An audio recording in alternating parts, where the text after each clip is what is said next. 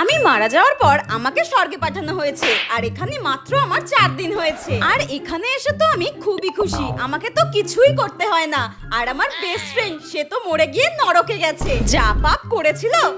আর স্বর্গে তো সারাক্ষণ খাও দাও ঘোরো ফেরো আর সুন্দর করে সেজে গুজে সময় হলে দেবতাদের সামনে নৃত্য পরিবেশন করো। আমি দেখতে এতটাই সুন্দর ছিলাম যে আমি স্বর্গে আসতে না আসতেই আমাকে অপ্সরা ঘোষণা করা হয়েছে।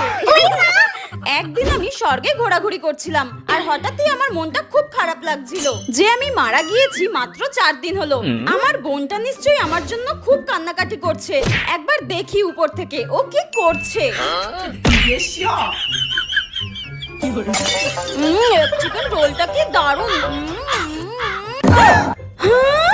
আমি মরেছি মাত্র 3-4 দিন হয়েছে আর এর মধ্যেই আমার বোন আমাকে ভুলে গিয়ে এক চিকেন রোল খাচ্ছে দোকানে। দাঁড়া, একবার যদি পরের জন্মে ভূত